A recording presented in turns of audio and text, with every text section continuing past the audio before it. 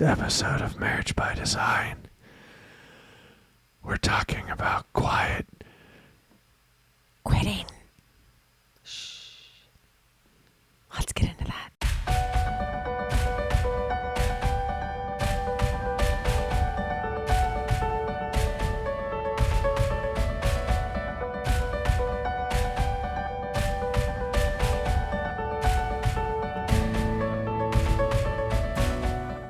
Before we jump into today's show, I wanted to ask you to check out our website, brand new website, marriagebydesignpodcast.com. That's marriagebydesignpodcast.com.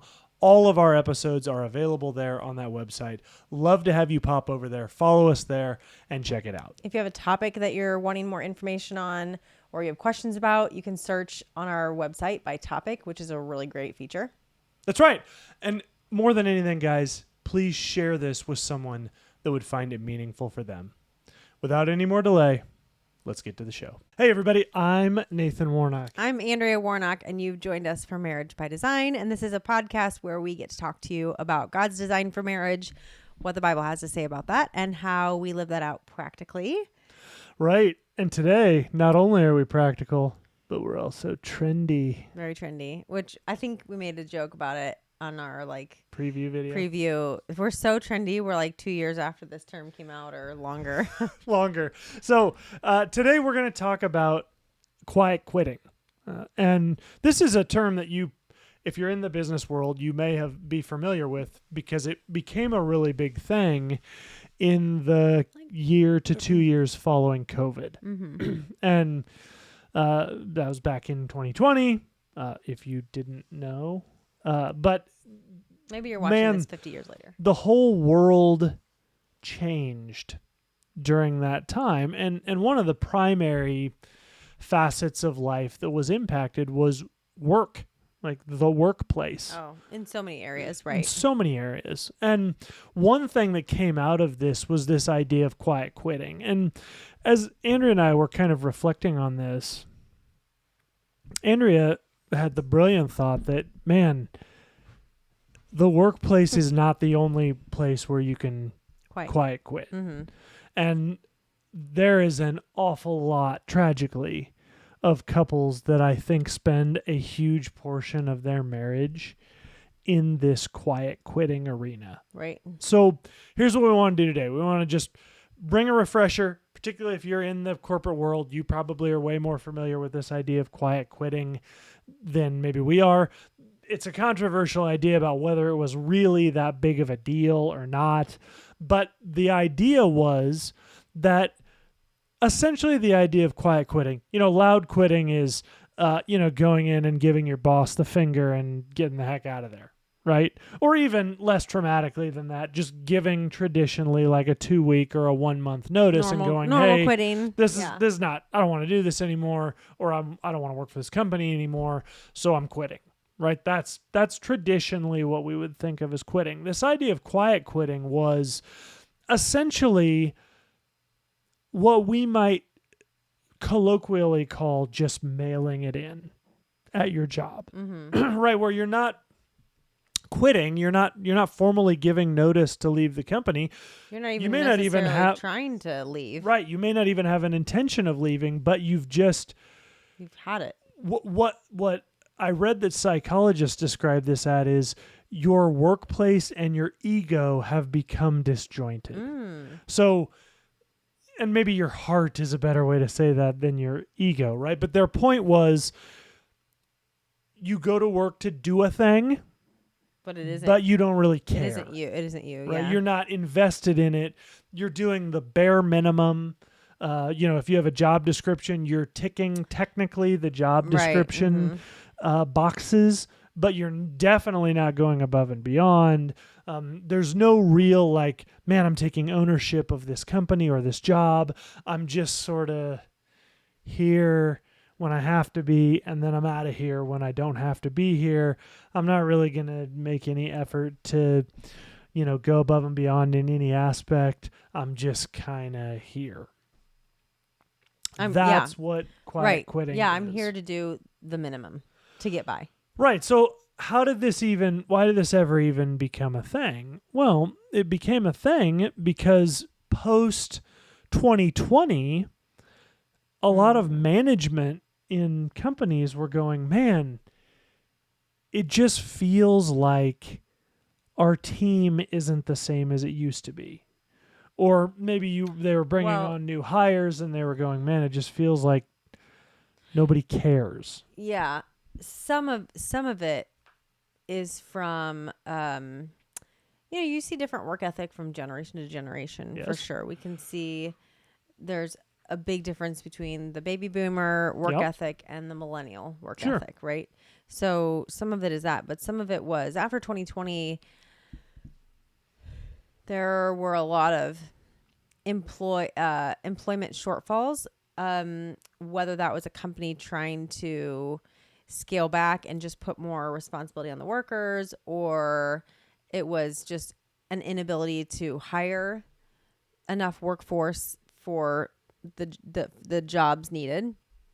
But there was a lot more, or people felt like there was a lot more responsibility and a lot more being asked of employees. Sure. And so that was some of it too. It's like, oh, they're just asking me for more. But some of it too was just this idea of like, I should be able to just go in, do my job at what's on my job description, and that's it, and then leave. Right. So there's several things that were at play there. Yeah, and some of it was a new generation of workers that just statistically are not confrontational. So rather than go in and talk about some of these frustrations with their manager, like maybe would have been done in the past, they just sort of withdraw. Yeah. Yep. And eventually what happens is effectively they've quit their job. That's kind of the idea, the quiet quitting idea. So this is not an economic podcast, right? Thank goodness for marriage? that. Right. So you may be asking, well, what does this have anything to do with marriage and parenting? And the answer to that is, of the, let's say, 300 couples over the course of your and my marriage that we've had an opportunity to sit down and talk with, a huge percentage of them, one or the other of them, would probably, wouldn't you say, in your opinion, fall into this category? Quiet quitting, totally. And really, when we see problems in our own marriage, it's because one or both of us have sort of quiet quit on a piece, not the whole marriage, but a piece of it. Sure. We're not willing to be confrontational, or we're not willing to address the problem within ourselves, or we're just wanting to do the bare minimum in this area to just scooch by.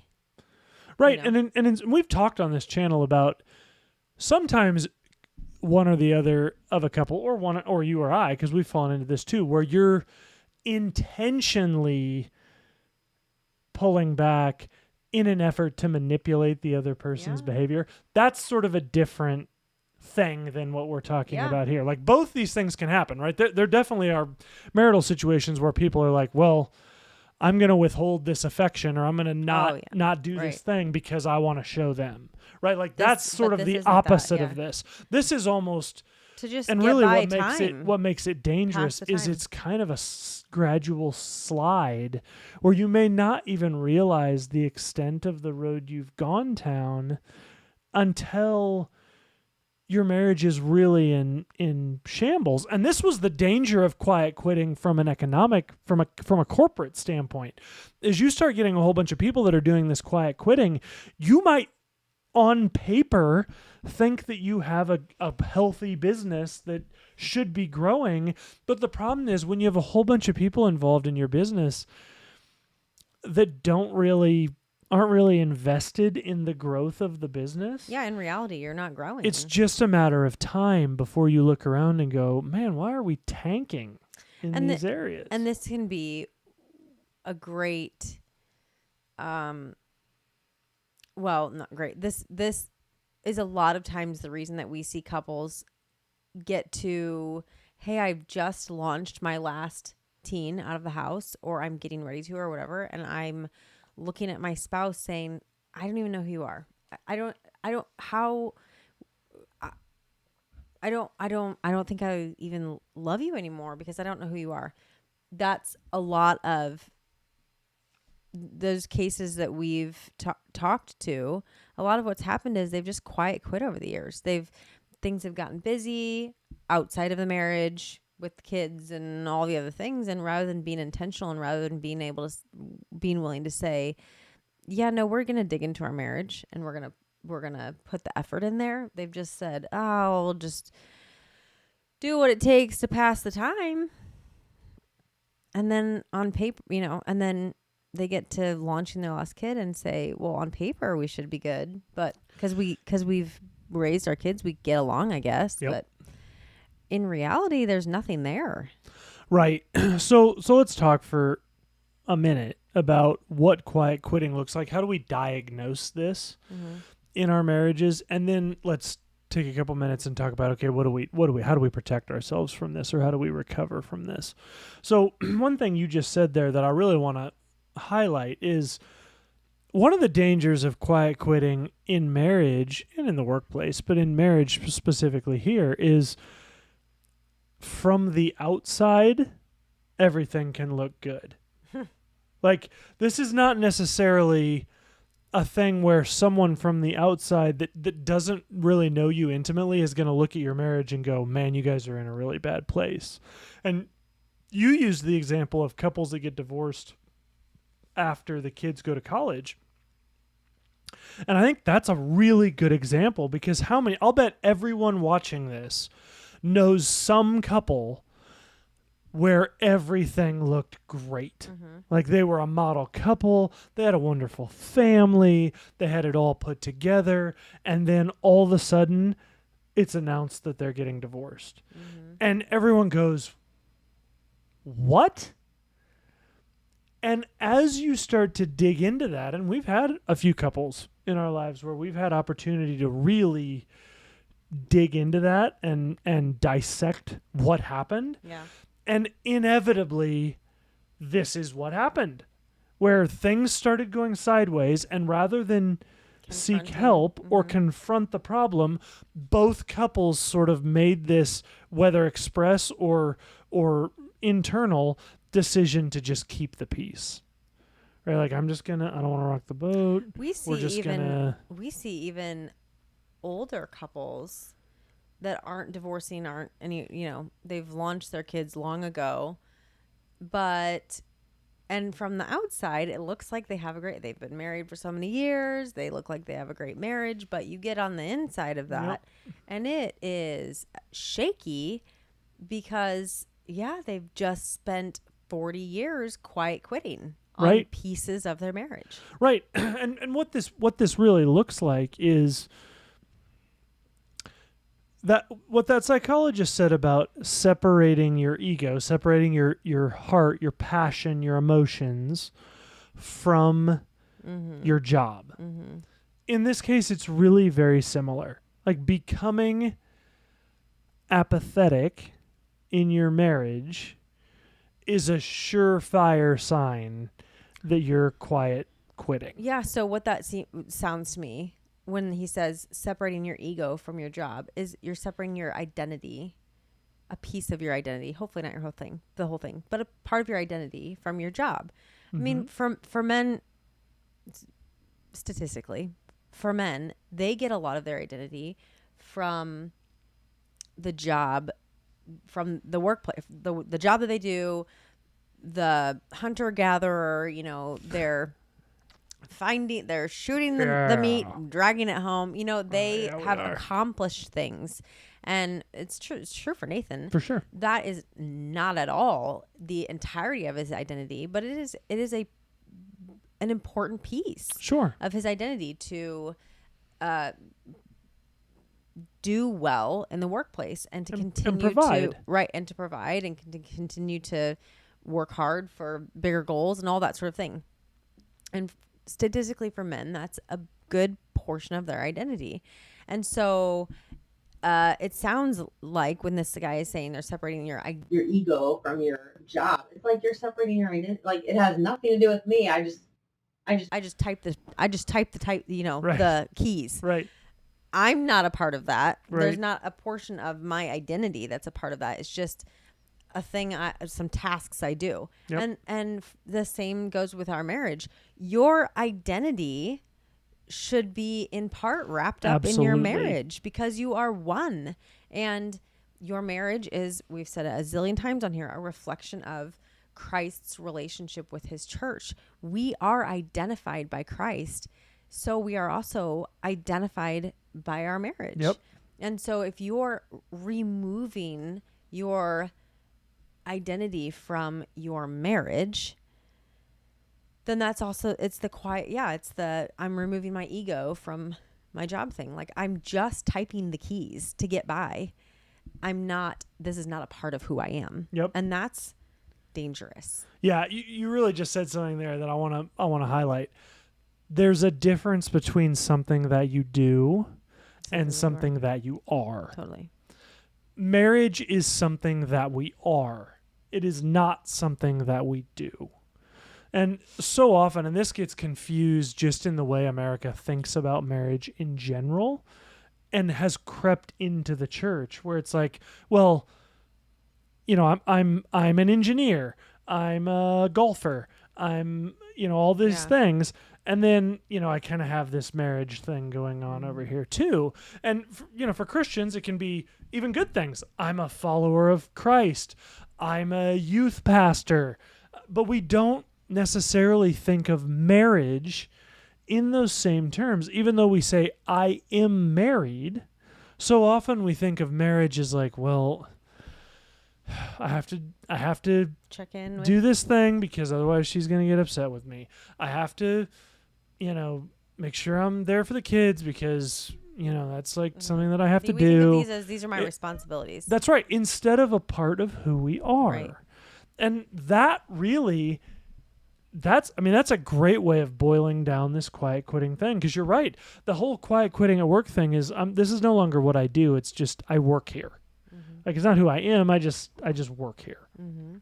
And so the question is for you to ask is, in your marriage, in what ways do you think of your marriage as something that you do versus something that you are? Sorry. Go ahead. No, go ahead. There are times in your marriage, because there are definitely times in our marriage where there are pieces where it's like, this is what I do. It's not, there's not joy in this.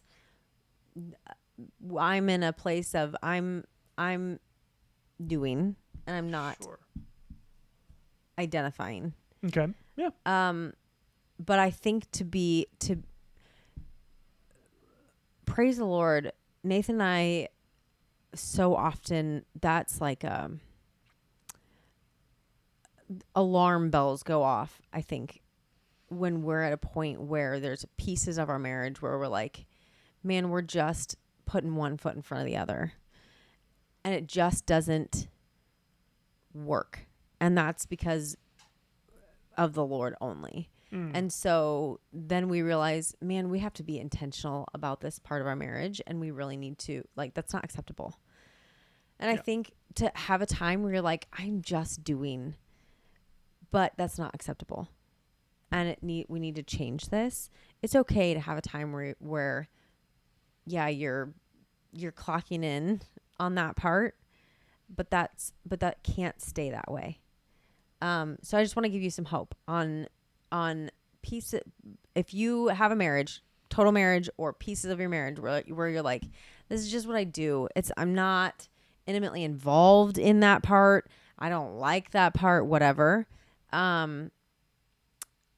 Keep trudging along, but know that needs to be something that you become intimately involved in and really work hard at making that your identity, a piece of who you are, Yeah. So, babe, what happens if you feel like you're in this place? Like, if somebody finds our video just searching across podcasts or YouTube or whatever, and he goes, man, I really feel like our marriage is just completely functional, right? Like, there's no, real passion or ego or heart or any of that in our marriage. Yeah. Then what? Man, I'm going to give you some really Christianese answers, which may really frustrate some people, but go to God first.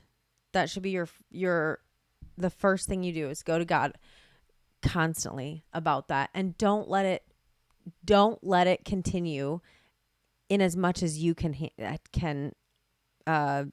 not let that continue, Right. as much as it depends on you. So pray, go to God on that, know what the Bible has to say about marriage, and then go to your spouse with love. And there's something you said about it during this time that we've been talking about the problem. And this is hard, and it's hard for me too, but not seeing your spouse as the problem, but seeing the problem as the problem. And your spouse is there to work with you on the problem, regardless of whose issue it is. Like because you are one, it's your problem. It's the thing is the problem and not your spouse. So going to your spouse and just saying, man, we have a problem. How are we going to address this? Let's work together to address this. I want better for our marriage, that sort of thing. And if your spouse is unwilling, hope is not lost. You are willing. So you can make the changes in your marriage. That's and I right. can't, even if your spouse never makes a change and makes a move towards being intentional or doing the things that are right by the Lord, you can, and there's always hope till your dying breath. And that's a very hard road to walk, but I cannot tell you the number of people who have chosen to walk the road of, I'm going to make the changes that I know the Lord is calling me to make, even though my spouse is unwilling. Yep. And I'm just going to day after day do the right thing by the Lord. And at some point, maybe my spouse will join me. Right. And we've seen so many spouses that have been changed by that, because it wasn't the spouse who decided to change. It wasn't in a way to manipulate. They realized finally, like, it's not a way to manipulate me.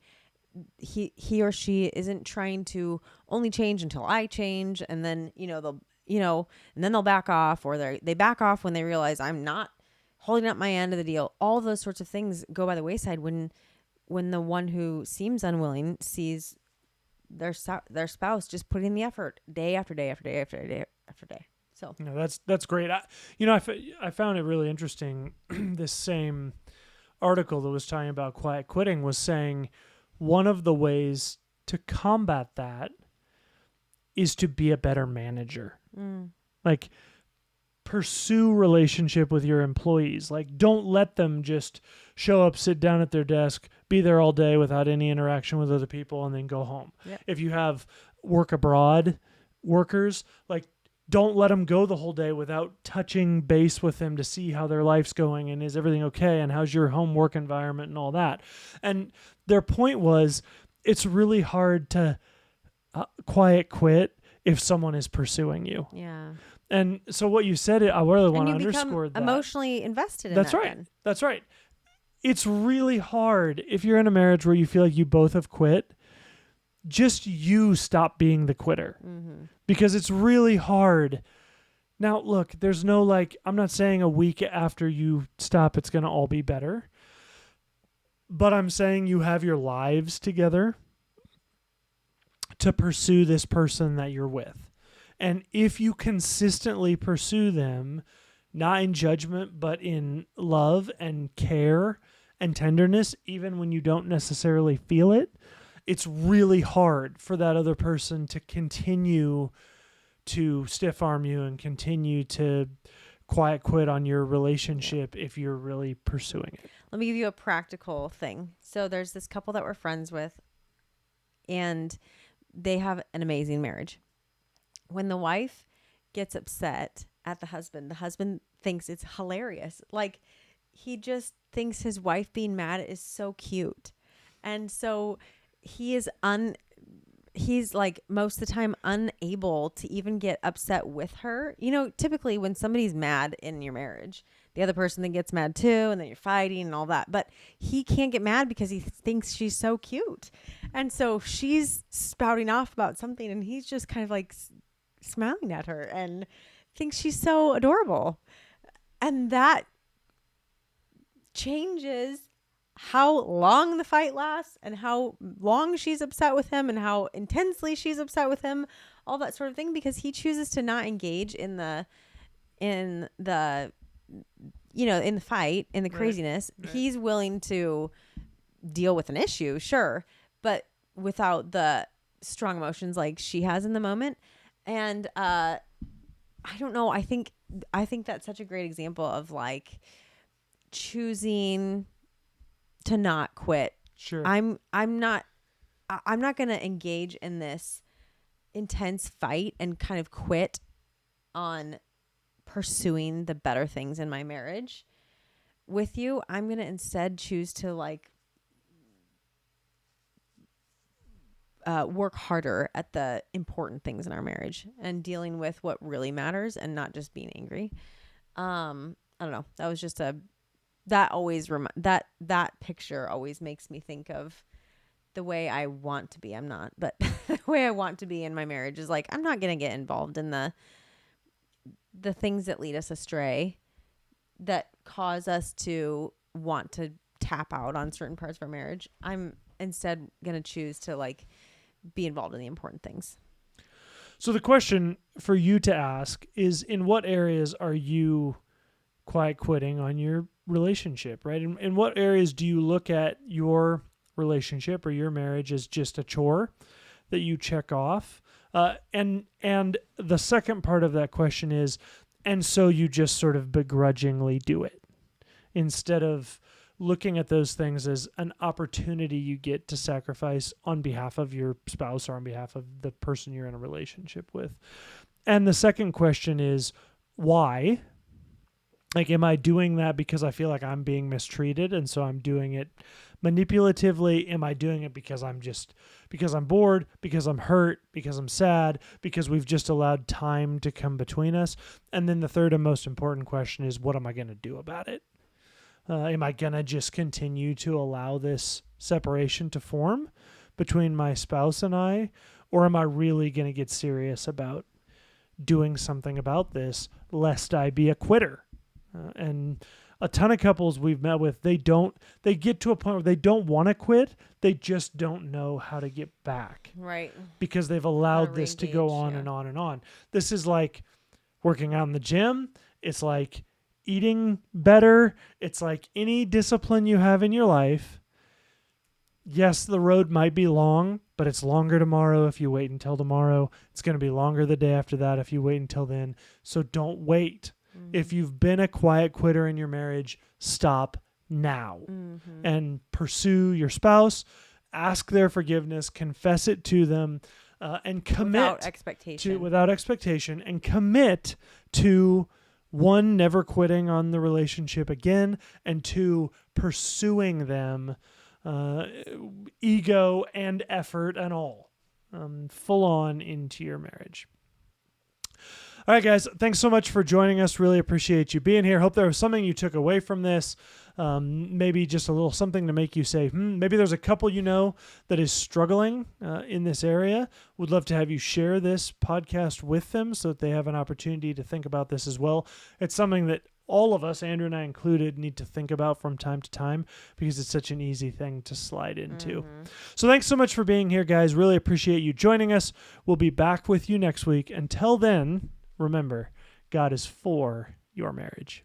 Thanks so much for listening. We just wanted to say, if you have a comment, a question, something that you're struggling with, or need prayer, please reach out to us. You can get a hold of us by emailing marriagebydesignpodcast@gmail.com, or of course you can comment on any of our social media and we will get back to you. But if you have something private, feel free to email us. We're happy to personally respond to you. That's right. And we do respond to every comment that we receive, either through our website, through YouTube, through our social medias, which leads me to, feel free to pop over to our website, marriagebydesignpodcast.com. You can leave comments on any of our videos through that site. We would love to be able to connect with you, but please don't hesitate to reach out. Even if you just need prayer, you need someone to hear what you're going through, we're here for the Marriage by Design community, so feel free to reach out anytime. Until then, guys, thank you so much for joining us. We'll talk to you next time.